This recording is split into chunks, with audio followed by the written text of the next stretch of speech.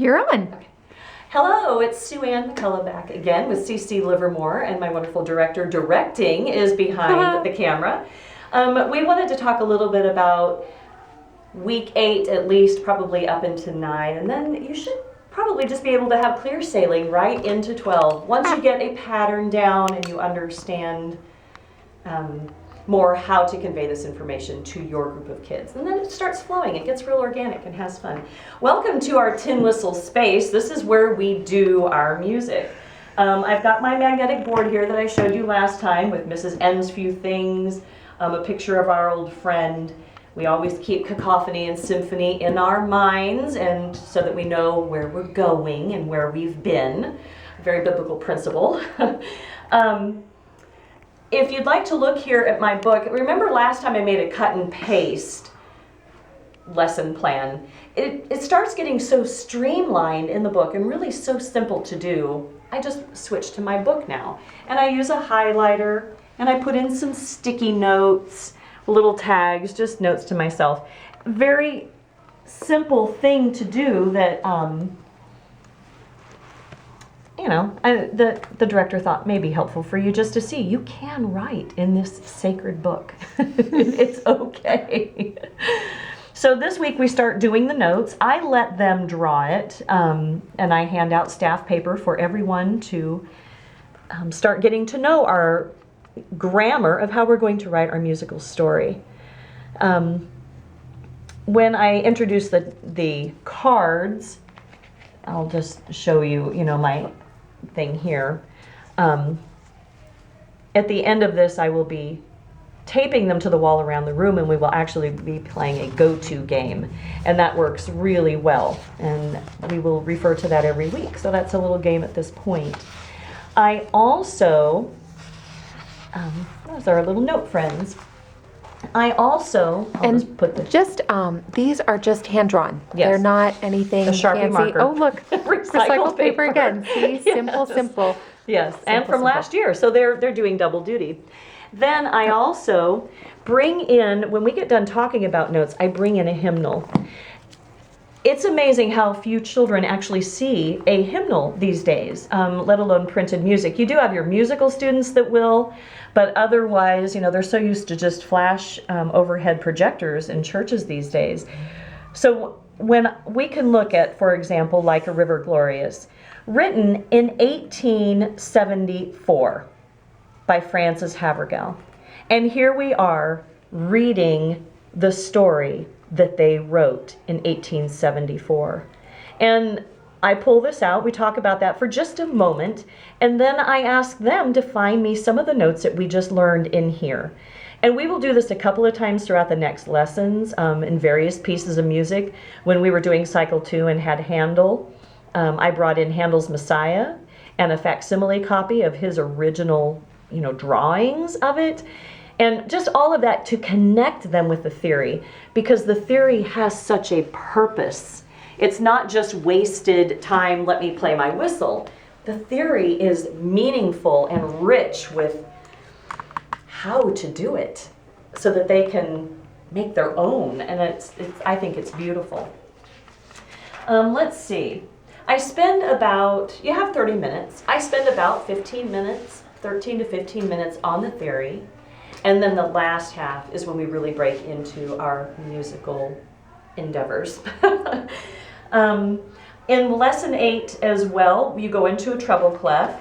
I just have staff paper that I insert into page protectors, and this is where they write their notes. And they also learn how to make a treble clef of their very own. So we talk about where that goes on a staff. They enjoy it. It's really fun. They concentrate, and I like to watch that. You will also be talking about when a note is on the line, etc. And I made this little graphic. It's basically straight from the book. I just made it in black and red. I put magnet tape on the back so that I could stick it to my board. And that really helped to, make it a little bigger and just a little more color. And we will refer to that every week. And then we start our playing. Remember the tape is on the left, tape on top if that works for your children. We always practice blowing on our hands before we actually pick up our whistles, just to reinforce that, as the magic lady said, we're not blowing like a big bad wolf. We're just blowing on our hands, or a nice round sound, and we practice that on our hands. We also did the, I call it tongue tapping. I'm not sure what the magic lady, I really need to get her name for you, what she calls it, but it is a technique that she shows us by saying da, da, da, just how that your tongue taps the roof of your mouth when you say that. So that when you're actually blowing a note and you need, say you're playing 3 A's in a row, you're not going to take a breath in every new beat. So it won't be, it will be,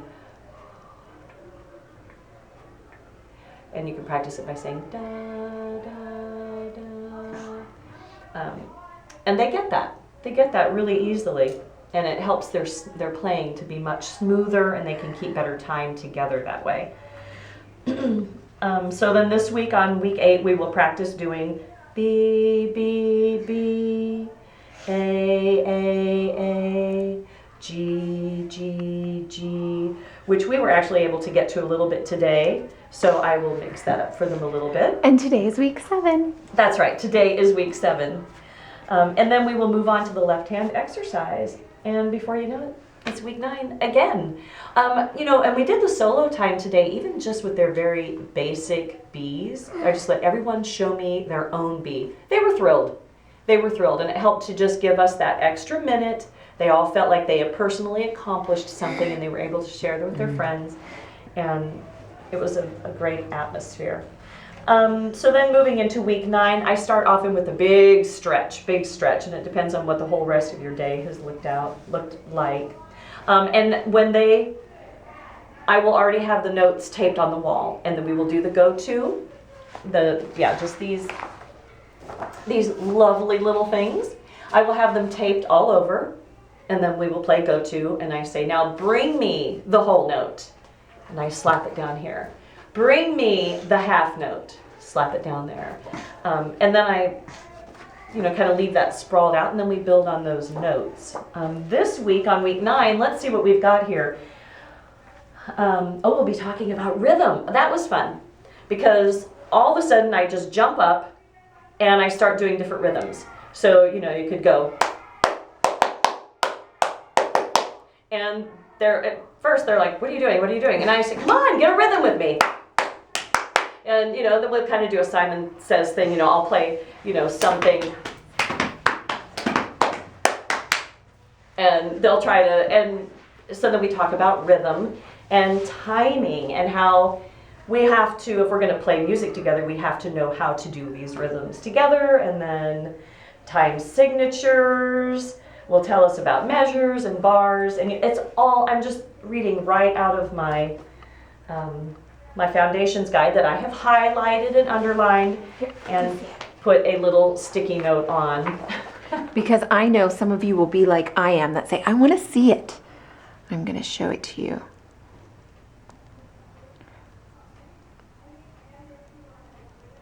And just make it your own. Whatever you need to feel. I'm a real marginalia person anyway. If I read a book, this is basically how all my books look. So, and you probably are too, many of you. So get out those markers. Just make it your own. Okay, have you talked about magic feet yet? That's in here. I want to know what magic feet. Do you know, these I did last year. So I'm looking at that, and I know I referred to magic feet. This is when we just beat it out with our feet. So where is my Big Daddy half note? Is it here? There's my treble. Nope, it's all the way over here. I'm sure I brought it. Oh, come on. That's all right. Well, it's on the tail end. Isn't that a half note? It is, but my family poster of all the notes. Oh, I remember the one you're talking about. Yeah, and I know I can't believe I didn't bring my note family. But we will definitely have to talk about that.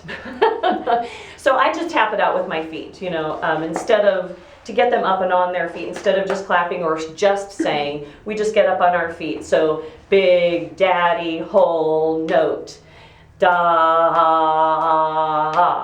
and then you have the mama half note, ah, and then you have the little sister quarter note. She kind of sashays around, and it carries on like that.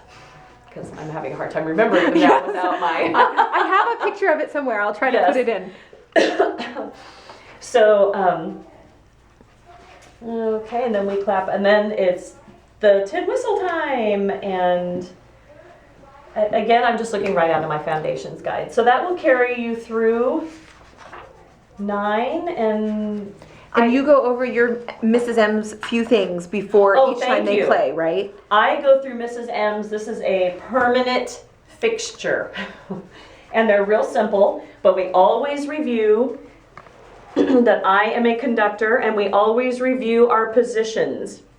And they enjoy doing that really fast, you know, because they've been in sleep position. And then I will say, okay, it's tin whistle time, happy dance, woo! And then we pick them up and I'll say, lap position.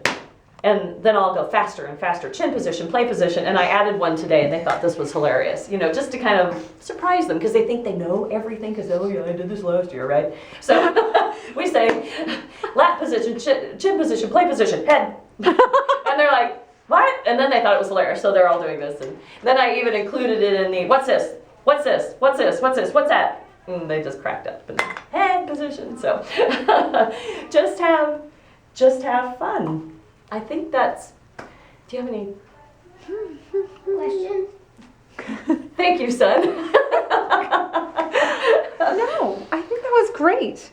So Do you we're have gonna any use- questions? Do you have any questions online? If you do, you can post them down in the comments. That'd be so exciting to get a question. Do you have them play the same song for the all 6, 4, well, how many weeks are they playing the No. song? 5 weeks, 4 weeks? Do you have them playing Mary Had a Little Lamb, Twinkle Twinkle? Do you stick with the same piece of music? How are you doing it for your Okay, well, class? I know we worked a lot last year on the left hand, right hand exercises, and those are kind of like little songs in themselves. I think, yeah, we just got to the Twinkle Twinkle Little Star last year, and I know we finished the whole top measure. I think that's as far as we got last year.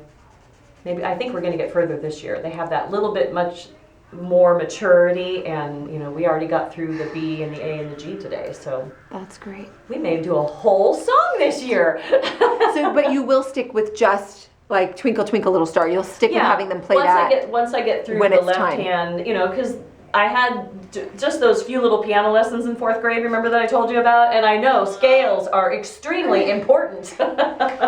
So we will, you know, work on those, but yeah, I'll stick with one song. If other people, you know, I'd be curious to hear how other people do it, because I would imagine you would. I would suggest you stick with one song. I think. But what else? Is there anything else? I don't think so. I think people want to see the board behind you. I bet people are going, "What's on your board?" that's week 7. This is week 7. I'm going to bring it in because I just know somebody will ask me, "Can I have a close up?" And it will be gone by then. Do you know what I loved about, one of the things that I loved about our practicum this year is when Andy showed us that God truly being the center, and he mentioned and had an example for us of how some tutors had set up their board displaying God in the center. And I'd forgotten about it when we first started here until I saw another one of our outstanding tutors' boards, and she had God in the center, and it just moved my heart. So when I went home and did it, it was actually week 6, and we had God in our Latin. So that's when I decided to put Deo in the middle. All right, I'm going to quickly turn this back to you. Sorry, hold on, people. Well, for the ride. So, thank you, Mrs. McCullough. Thank you. You guys have fun. Bye. And music. Bye.